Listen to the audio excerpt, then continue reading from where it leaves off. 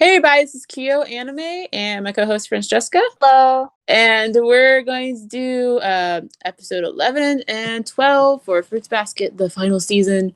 And we're just going to talk about what happened and our thoughts. And I'm sure we have many emotions and thoughts to talk about. A lot of emotions. And so we're going to go into episode 11, which it's called Goodbye. It begins with point of view of Toru coming out of the hospital. She sees Kyo and books it. She talks about how she's running without thinking. Oh, well, Kyo catches up to her though, but she still runs away. And then Yeah, she runs again. Yeah, it's funny because I liked how the people were like, "Oh, he got dumped," and the cat's like, "Meow." I know in the manga, Kyo can hear what cats say, and the cat said the same thing. Said he got dumped. So yeah. While she's running, she just says how she's scared because there's no place for her. She's under the impression that Kyo is not having it. He does not want to be with her. Yeah, pretty much rejection. So. Okay. I think I said this in the spoilers, so I wanted to say it now just in case no one listened. But I know I already said it once, but I always loved the concept of now Kyo's chasing Toru instead of Kyo running. Mm-hmm. I always love that. It's so good. I love it. But anyway, then we get Yuki and Toru in the hospital. Pretty much Yuki's just checking up on her, and he mentions Kyo, and she just starts to cry. She starts hitting her head, and she's like, she's so funny. I feel so bad for her, but it's just she acts so funny. yeah. And of course, I loved Yuki. He's like, "Oh my gosh, your head! You're injured. Don't do that." Whenever someone says Kyo's name, she says it just feels like a knife, to her heart, and it just hurts. And so it's just pretty much is going through, like we said, she feels rejected. It talks about how she was wanting to move forward from it. So also it talks about how when she saw him again, she just wanted to smile. And do the scene where she's crying and telling herself to smile. Oh, that got me so bad. I know, I feel so bad. Toru she's always putting on a face for everybody. I just want her to be able to be herself and not have to pretend to be happy all the time. Yeah, and then she says how she even practiced smiling. And it made me think of how she in front of the mirror is what I imagine. It made me think of how she practiced to talk like her dad. No way. And she just keeps pretending. So I was just just be yourself. It was just No. But eventually she slows down and sits I think it was at a fountain or something or some ledge something. But anyway. And Kyo catches up to her, and she's just crying still, and she wants her tears to stop, and she doesn't want him to see her crying, and she doesn't want him to be disappointed in her, and again I was like, oh, Toru. I know, Toru breaking my heart this episode. That was relatable. I hate when people see me cry, so same. But Kyo, of course, takes her hand away and holds it and pretty much tells her that he was selfish and he just said what he wanted to say and didn't listen to her and didn't say sorry, and that he ran away and didn't apologize, and how he has done that before and things have happened. It was Kyoko and his mom. He's doing the same speech as a few episodes ago. Yeah, exactly. And so he asks for a second chance. He pretty much confesses his love to Toru, and I was squealing like a little girl. I know, it was so good. They adapted it so well. Yes, it was good. I watched it in sub and dub. In the sub, I was like, ee! And then I watched it in the dub, and I was just same reaction. Even though I think I need to watch it. I haven't watched in the dub yet. I'm going to do that soon. Different ways sometimes that they translated things. I don't know. More or less, really, but it was just that's a different way to say that. Okay, kind of feel. After he says he loves her and wants to be with her, Toru's oh, then can I stay by your side and hold your hand? And he's oh, you already are holding my hand, and it's and then she's oh, this feels like a dream, and they kiss, and woo, it's great. It's so beautiful. I know. He's like, and this is our second kiss, by the way. Yeah, and then he like interrupts it. And it's like, oh yeah, by the way, of course she doesn't remember the second kiss, like, or it's a second kiss. So like that was one thing. Like I remember in the sub, he was just like, oh well, if you don't remember, that's your own fault or something. I don't know, not something along those lines. Or in the dub, it was like, well, if you don't remember, then that doesn't count. And I was like, that was a little nicer. But then he like mentions how like he wants to hug her, but he knows that like he'll turn to a cat, and he kind of gets like awkward about it, and and then she's like, oh, it's okay, I love you, and, like no matter what, like my love for you is invincible. And I freaking love this part because like then he's like, oh, then I must be invincible, and then he says so he's not afraid anymore, and I'm just in his smile. I know, and I just love that scene because it's like finally like because technically Kyo was afraid this whole show. I know. Poor boy's been going through it this whole time. Yes, so he's finally like free, kind of feeling. So, as in like that trauma and stuff. So, goodness. Free in other ways, as we'll see. Yes, he will be free in other ways very soon. Yeah, after they hug, and then nothing happens. And like, also, that rotation on the hug was so beautiful. Again, I was like squealing. Yeah, they put all the budget into that hug. Yeah. The rotation will hug. But then they like zoomed far away when they actually hugged. But it was so funny because I remember like the music was playing in the background while they were hugging, and it was like kind of getting quieter and quieter. And I thought in my head, like the music was just gonna stop, and then both of them were gonna be like, "Huh?" Like, but it didn't, and I was like, "Oh, okay." Make it some comedic moment. Yeah, I made a comedic moment in my head, but it didn't happen. That's okay. We don't need a comedic moment there. It was a pretty big deal. Yeah, that would. Yeah, may have like ruined the mood a bit. Yeah, exactly. So then we get Akito and Toru in the hospital, and I really liked that scene. That was really good.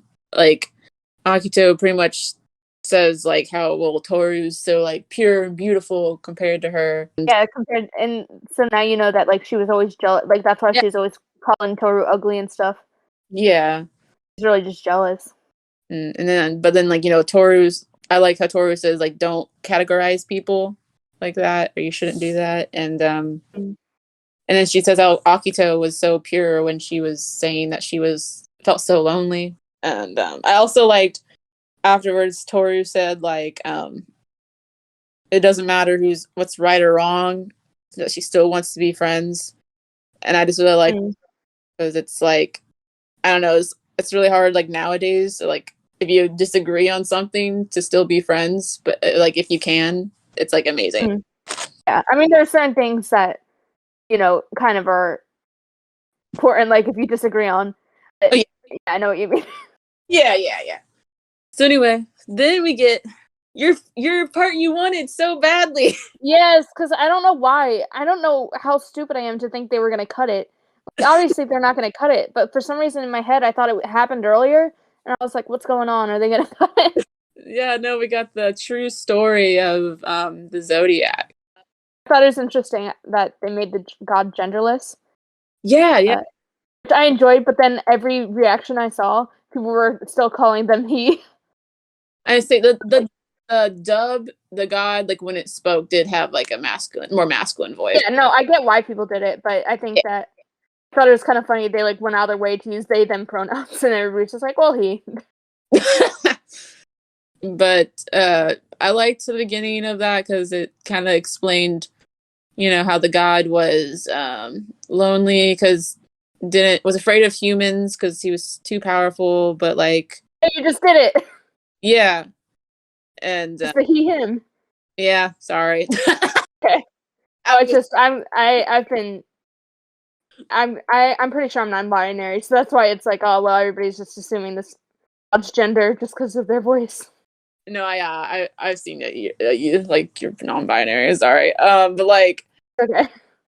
So yeah, the guy was like, I liked how it said the guy was afraid of people and kind of, put it in the kind of mindset of Akito, obviously, how like she was too above everyone and So that's why the cat came and stayed by the god's side and became friends. And then that's like what made the god invite other animals, because they weren't like humans, that I can get along with other animals, and invited animals, and that's why all the animals came.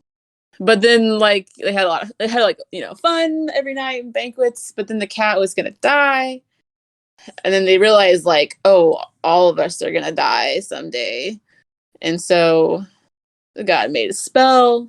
He made the cat like drink it first, and then the bonds, was the spell was kind of the curse. I kind of liked the kind of significance when you think about the purpose of the curse. Mm-hmm. This whole time you're like, well, why can't they hug opposite sex? And to be fair, I think that the whole opposite sex thing, I think that the curse would have been more meaningful if they just couldn't hug anybody. But I think that the meaning of the curse is like, it prevents them from getting close to anybody but each other. Yeah. Mm-hmm. So it's like, because hugging is like one of the most intimate forms of like touch. Mm-hmm. That's why. And I think that it's really interesting how, at the beginning of the series, it just kind of seemed random, like, oh, they just swim when they're hugged. That's kind of weird. It kind of all ties together in the themes. I was like, this would be the perfect year for the Zodiacs. Can't hug. It's all good. Yeah, social distancing. Yes. I had that weird thought. But yeah, no, it makes sense that, yeah, it's just more like a closer bond when you hug someone. So, especially like with like Japanese culture too in it, if you think about it that way. Not as open to like, yeah, touch. They don't really touch as much. Yeah, that's what I should say. But yeah, so like the bond was like, spell was made for like unchanging bond and eternal, and all the animals came and drank from the sake bowl or whatever, and but then the cat cried and said he didn't want eternity, and then like the other animals believed, oh, he was like rejecting like what they wanted. But then like I liked how like the cat kind of explained why, and it was more of like pretty much like the whole theme ish of Parts of Fruits Basket. I always felt like, because the cat was like, well, we need to like live in the moments and like accept the truth and like live through happy and bad times. Yeah, and I love the part about how the cat, if they were to meet again, want the god to smile amongst humans and not just with the animals, and be able to walk in the sunlight and not just in the moonlight. And it's basically just describing Akito's journey. Yes. Basically describing like all her life she was basically in the moonlight with the zodiac animals. Now, and she's finally going to step into the sunlight amongst humans. Yes, exactly. I that's why I like it too. And I was actually wondering about, so in the original story with the cat and God, like Toru, Toru at the end is like Akito's like best friend, like they came everything, and like with Kyo, like he was the cat and he was like cursed by the cat, but like I mean he probably like was like okay friends with Akito in the end, maybe because like he's with Toru, but but I always thought how like Toru really wanted to be the cat, you're the cat, and I'm like, weird way was like Toru like the next like cat in a weird, I don't know, I was thinking about that because like it's like the friends, and like now Akito's changed, and and like now Akito's in, like you said, in the light, and it's like now they can see each other in a different way, and I was like, ooh, but that's, I know it's a lot of thinking. Oh, I think that's really interesting. I never thought about it that way. Yeah, because Kyo never really, like, we don't really see much with him and Akito, so. But yeah, so then, but the guy at the end does die. But of course, it's the god's happy because of the eternal bond. So, but finally, Akito just says, she asks her father if she can just be herself. And I'm just like, of course you can, Akito. Yeah, because her father kind of just instilled in her that she needs to be the special god. And then it was funny, I was watching it and recently, and she was like, who will love me now? And I was just like, Shigure. But We can talk about their relationship later because yeah, it's a lot. that's next. Pretty much Akito is crying and asking like everyone else to cry with her as they're saying goodbye to the curse, and it goes to everyone.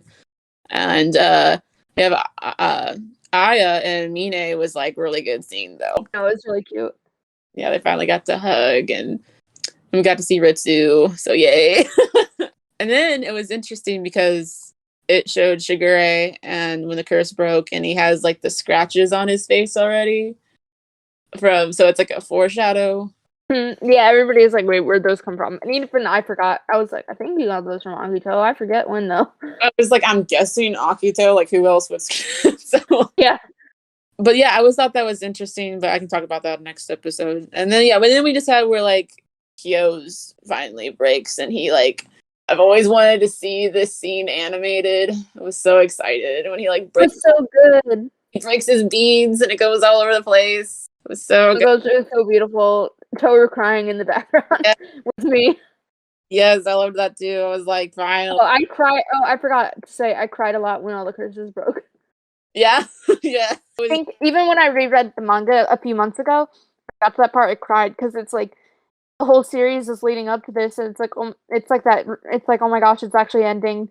The curse is broken, and I feel like the characters in that scene where there's so mixed emotions and stuff. And then like we had like the credits, but after the credits, there's where like we see Kyo going to Kazuma and like showing him his bracelet's gone, and I'm like, oh, so good.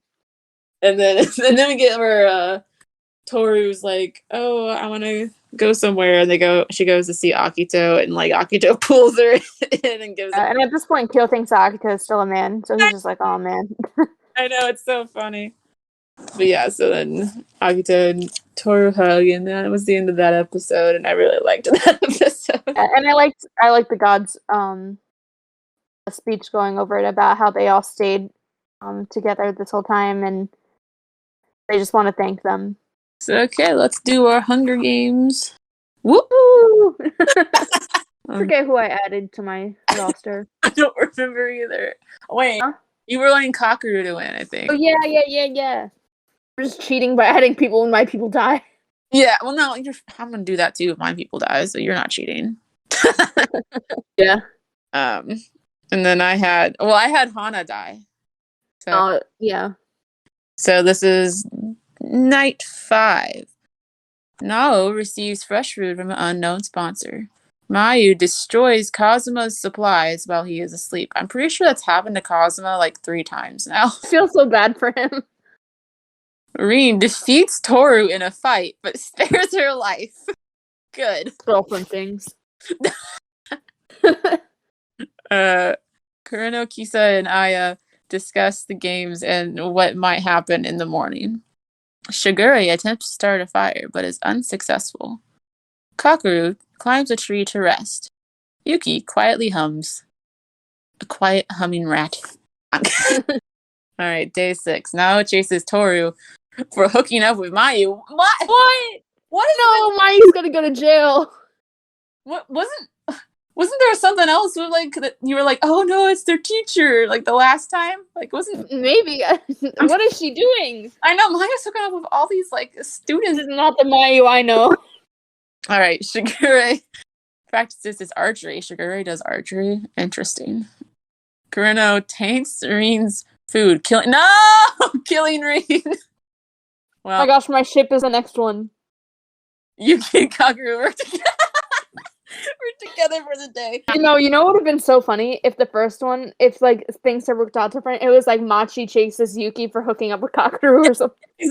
Freaking Machi died so early. No, that's what in another universe. Yes. But yeah, that's just a normal day. Just Yuki and Kakeru like working together. Yeah. Kazuma kills Aya with a hatchet.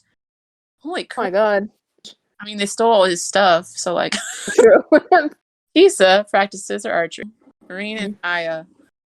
Oh, it's pretty quick. But next time we're gonna like do this the whole thing because it'll be the last episode. Yeah. So yeah, these are the people that are left. So Toru, Yuki. But what if Toru wins? what Kiso wins. I'm just saying. Like, it'd be wild. I kind of want that now. Shigure winning would kind of be like, oh, like, Yeah. he always has a plan. So we're gonna talk about episode, and its the title was "You Fought Well," and we start off with like we left off with like 2 episodes ago with like Yuki running into Machi. Like Machi's just like at the train station, I think it was, and like looking for him, and Outfit was so cute. yeah. They always have the good matching outfits. Yeah, I've noticed that. So I like Yuki and Machi together, but it's kind of funny because they really do be looking like they're siblings sometimes, like more than Machi and Ka. Like they like coordinate, like the way they dress and their hair color. I think that's why. Yes, that's true. Well, I've no other animes where I'm like that happens. So where it's like, wait, they have the same hair color. This is kind of Yeah, they look cute together though. yeah.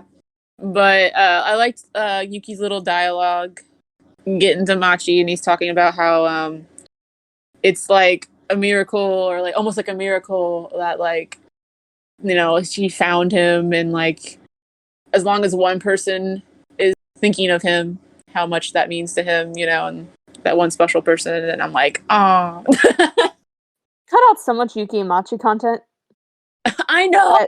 I'm glad. Like I thought the scene was so cute, but it's also like they cut out. I wanted to see Machi and Mogeta. I know. They cut out all the cute scenes of Machi and Yuki, and it's like We got some of the best ones. Like we got her kicking down the closet and all that. yeah. I wanted to see her with Mogeta, and it's not even because I'm a huge Yuki Machi shipper, because I'm more of a Yuki Kakeru type of person. I love Machi so much. I wanted to see more of her. Yeah, I want love to see more of the whole student council. I love in the manga, I can't remember like all the scene or whatever, but how like she buys Yuki like fertilizer. I know! They're always buying each other gifts. It's so funny, and like because he didn't understand that like she was gonna give him a present, like he was being an airhead as he can be, and she was like, "What do you need?" And he's just like, "Fertilizer." Like, so she literally buys it, and I'm like, "Oh my god!" At least we got enough of them that like it makes sense that they get together. Yeah, Still. it felt a little rushed, but that's this how it's gonna have to be. Yeah, and the rest of the season is so perfect that like I can't really complain.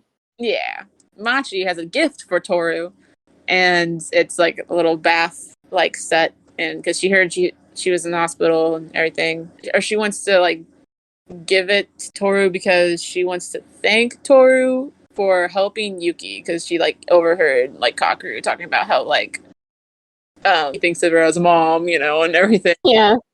And so she's just saying like obviously Toru helped him become who he is today. This is sweet for that. The fact that he is who he is, and that like he found her and helped her, means so much to her. And it's just like this huge like, I don't know, that's what I love about, I guess, Machi and Yuki ship have had to, was just like Yuki developed and then he helped someone else develop. I don't know. So like, no. But and then it also refers to like Haru, like a really fast, that one scene. He told Yuki that someone will come along that like will like him for even his weaknesses or who he is. And then so he's like, "Oh, I found you." But then all of a sudden, like he hears the voice of the god. Machi's like, "Are you okay?" And that scene was really pretty. It was so beautiful. Oh my Yeah. gosh, I loved it. All the blue, like the ropes were all blue around him and everything. It was all sparkly. I mean, I'm a simple person. I see blue and sparkles, and I'm like, yes, I'm living for this. But pretty much it was like the god leaving and thanking Yuki for like the rat for like being so close. Yeah, it was just really pretty. And like he was the last to have the curse broken just because he was the closest to the god. Mm-hmm. So again, Machi's just like, "What's wrong?" And Yuki does kind of explain it. Oh, also before that, like Yuki was gonna tell her something, and I think he was gonna tell her about the curse. Yeah, he was gonna tell her about the curse, and then like the curse breaks. So like, yeah. He does kind of explain it in a way, like to her a little bit, where he says like someone he's been with for a while is now gone. Machi is being such a good sport through this because she is probably so confused what's going on. I know, right? She's so supportive. She came there to give Toru a present, then Yuki just starts crying, and she's like there for him. He says that he won't be able to see like them or like as in the rat again, but he got his freedom, and so he hugs Machi, and he does say like, "I'm sorry, this is confusing." Yeah, for real. Probably so confused, but I'm happy for her. Yeah, and then they have the cute scene where like Machi's like, "Oh, I wanted to ask you something too. Can I call you by your first name?" And I always like the scene so cute because it's like, you know how Yuki is with like names, like he doesn't like call anyone by their first name or like he won't. He's very Kelly got in the student council. yeah, he's very formal, kind of. Yeah, it was kind of a big deal in that sense. But yeah, and then she does, and then they kiss, and like, woo! And it just shows how much Yuki was faking flirting with Toru because his flirting game is so much stronger with Machi. Yeah, I love how everyone like in the background staring at them, like, oh. I would be too. Like, dang, they doing a whole like movie scene out here. I was thinking that I was like, yeah, like you see like the most prettiest dude and like this really pretty girl just like kissing. Yeah, for real. But then we get where it goes to Akito and Shigure, first when they're young, and it just kind of talks about first Akito just says how Shigure always seemed fine alone.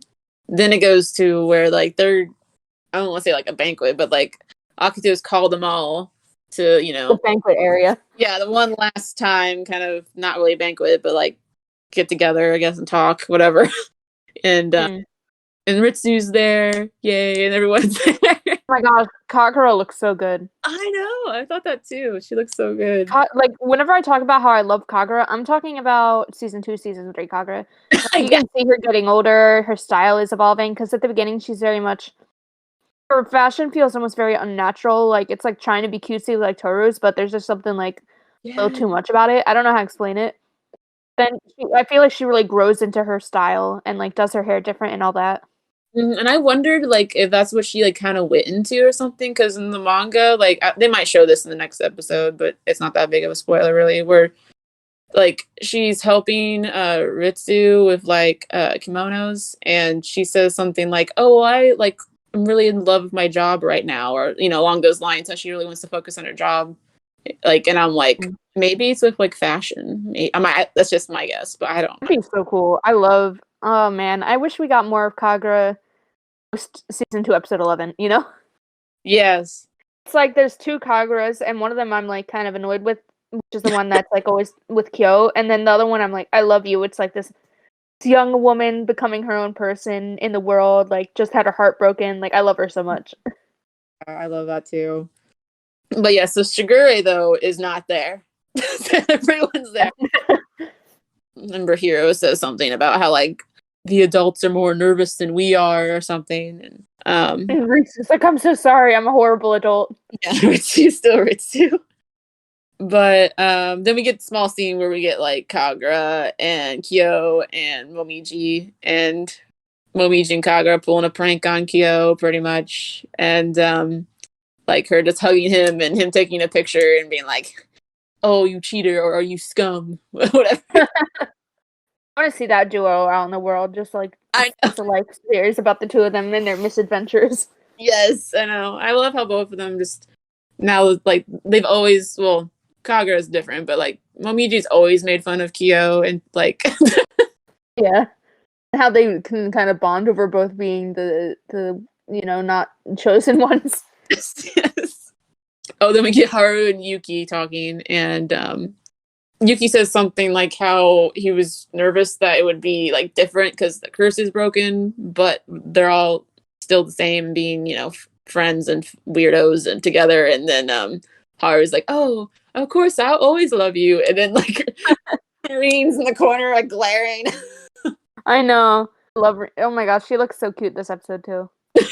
I like your haircut actually a lot. Like hair was pretty still, it was long, but like it's kind of cute with the hair how she has it.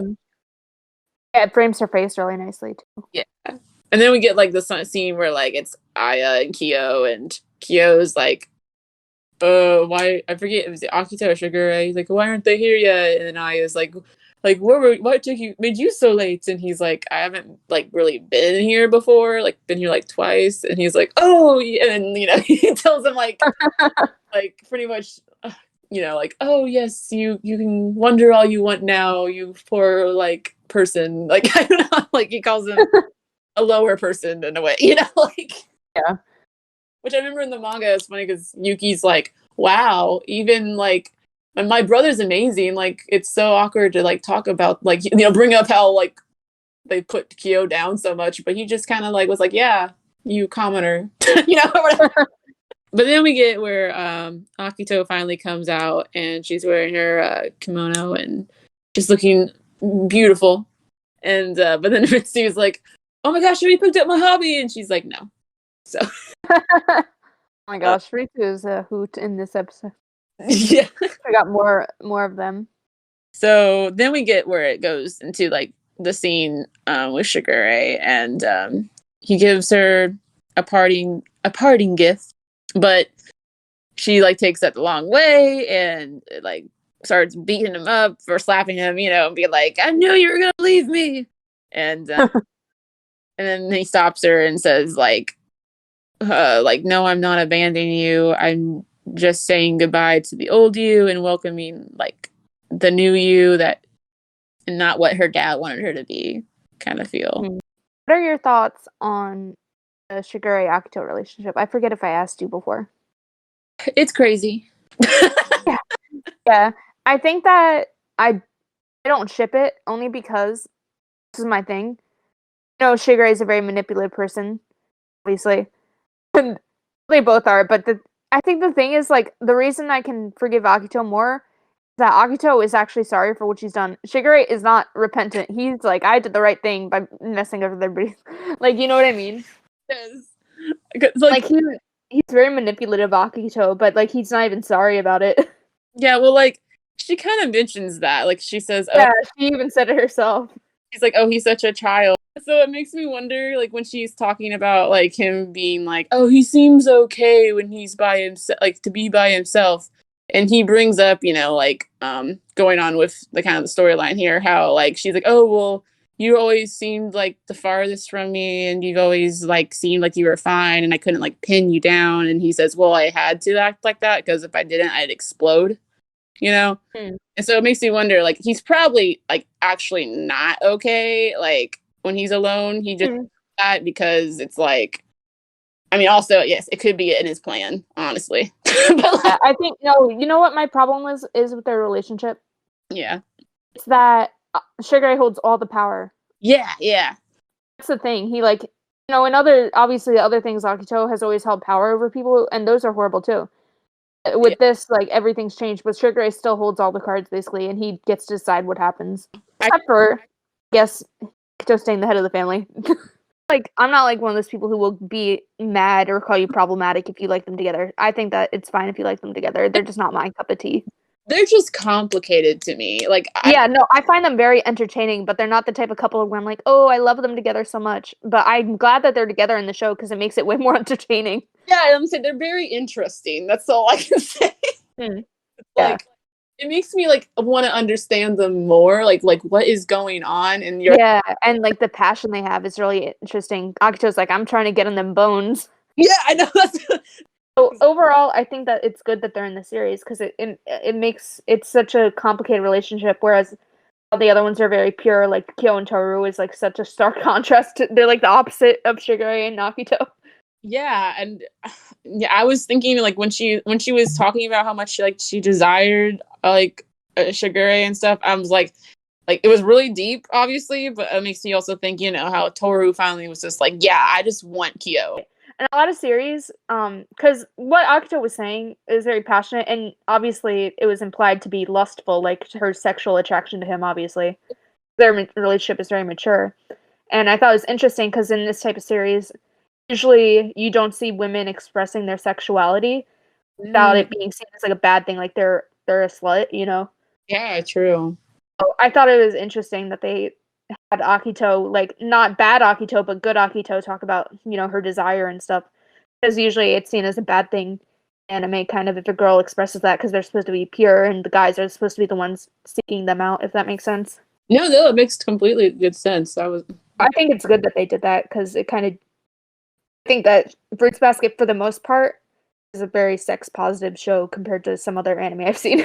Yeah. But Akito decides to keep living at the estate and asks like Shigure if he's okay with that, and he's like, I guess. um, I remember like they didn't show it in the anime, but I was reading the manga, and like when she said that, she also said obviously she'd have to talk to Rin. And then Shigure was like, "So you want me here for that type of life?" And so in the manga, it kind of felt like in the anime, it felt like, "Oh, I'm gonna be here while you're still like the head of the house." Where in the manga, it kind of felt like he was actually gonna be there to support her with against maybe or not against, but helping her with the mom problem still. Yeah. But anyway, after all that, like they say they love each other and kiss because everybody's got a kiss. Everyone gets a kiss in this show. I'm kidding. They're not holding back. I remember when people were caught off guard by the first Rin and Haru kiss, and look how far we've come since then. Yeah. But I did notice, like, so the foreshadow with Shigure and the scratch thing. I never like thought about it till like I don't know why, but recently, like when I watched it again, I was like, so technically, like Shigure went to Akito and had that whole talk with her becoming, her new self before the curse broke, I guess. Yeah, because she had already changed, so she was probably going to try and let the Zodiacs be their selves and like go their own way even before the curse broke. Yeah. So I thought I don't know. I just feel like maybe that did help Akito in a way, even though, Shigure's helping is weird. But like, yeah. But then we have Kyo and Toru at the gravesite. Kyo talks about how he wants to pretty much leave the town, and Verse is like, what? But he explains how like he's been so like knowing he's going to be trapped, and he wants to like go out into the world and like live life as a normal human now that he's a normal human. And then he asks Toru if she would come with him. So yeah, she asks him like, well, where is he going to go? And he says it's a dojo that's like far away that Kazuma like knows someone of, and so while he's there, he can like train, but also like work at the same time. And then it has the whole like cool future like flashes thing where like and she's wearing a wedding ring. Yeah, That's so cute.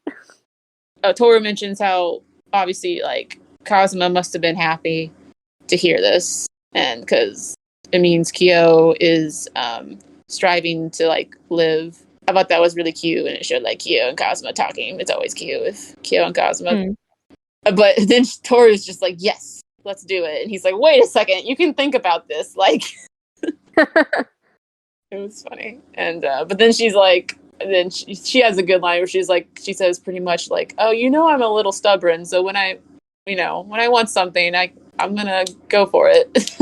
And he's like, yeah. It's true. And, like her, like first with the true form arc, like running back to him, wanting to break the curse, all this stuff. She's a stubborn girl, and people don't realize it. Yep.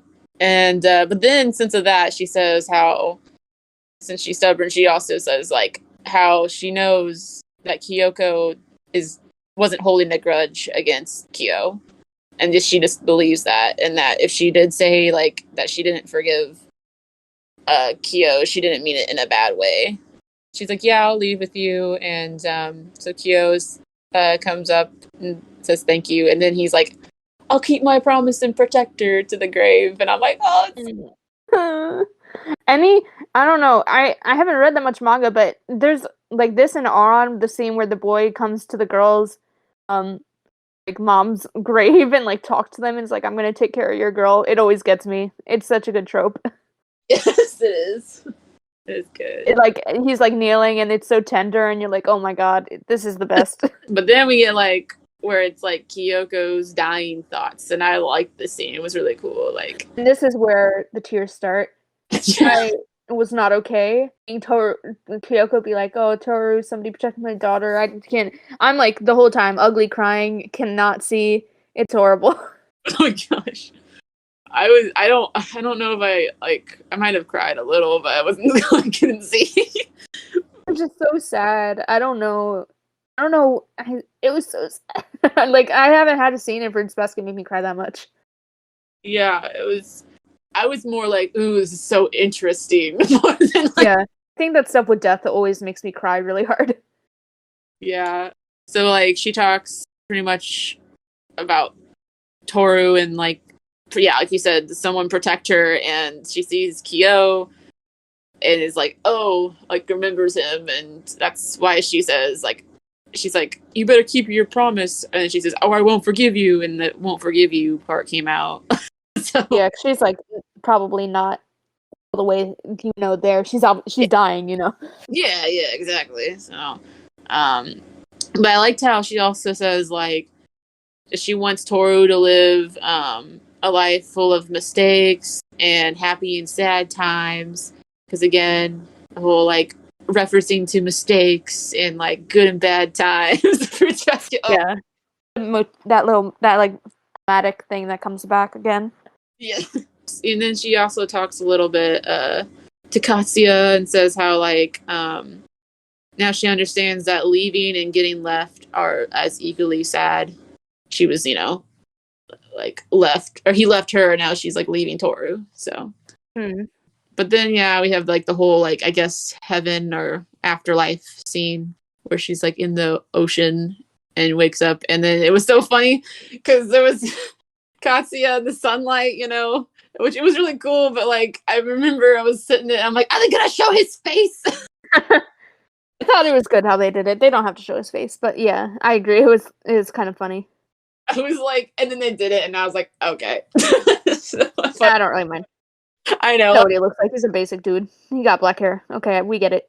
Yeah, I know a lot of people didn't mind. I just thought it was funny because I was like, they're still not gonna show it. Yeah. I know, whatever. Yeah, it was so pretty though.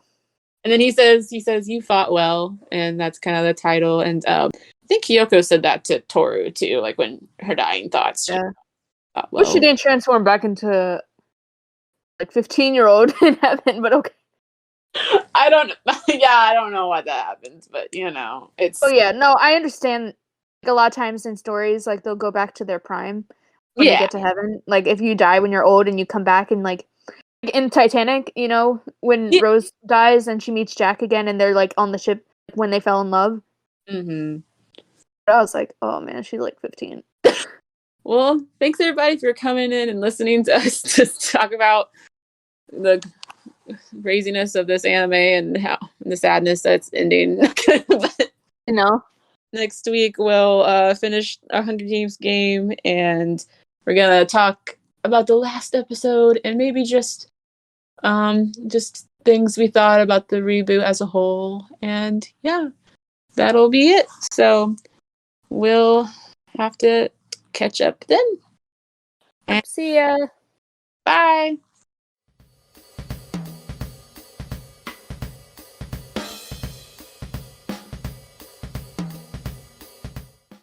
We're doing spoilers now. Go for it. Okay. So, I hope that they show Yuki being kind of like an asshole, because that was kind of his character development in the manga. Because you know how at the beginning of the series he's like, oh, I'm always nice to everybody because I want them to like me. Yeah. So he ends up becoming kind of his true personality and not caring that much, and he's like kind of being an asshole. Yeah, I was just gonna say, like, the only spoilers I have is like, so like I just did anime play out in my head, like how the next episode's gonna play out. And what do you think? I feel like they're gonna so they're gonna do like like the school a little bit, because you gotta explain like Toru does her final exams afterwards, and so maybe Yo and Toru like actually dating a little bit, and then I feel like I hope this is what I hope. Then they'll go to like Yuki in the apartment. So like that's yeah, I was thinking that too, where he gives her the key. Yeah, I feel like that's what they should do, because then it's like, you're kind of the end. It's like you gotta like close up the actual main characters, So like, and you got to see kind of Yuki and Machi's dynamic, where he's a very like not sadistic, but kind of like, you know what I mean. He's got kind of a sadistic personality in a way. Yes, no, I know what you mean. He's funny. Though. I love the beginning of the anime. I'm like, Yuki sleeping on him, but by season 2 and then by the end, he's like one of the best. Yeah, he is. Yeah, and then I think it's gonna maybe do like one more scene of Shigure Akito because there's one where she has like longer hair and they're gonna go I think see Toru or something. Also, I was wondering if did they just replace the scene where the maid, where Akito reaches out her hand to the maid, but then the maid's like, no. Did they just replace that with the scene where Akito's like, well, you can do whatever you want, but I'm going? Yeah, like Akito in the manga, she literally like offers her hand to the maid and the maid. Yeah, she's like passing it on. Yeah. I mean, I guess it's more on brand for Akito to be like, I don't care. Okay, fine. Yeah. Like, I like that scene a lot.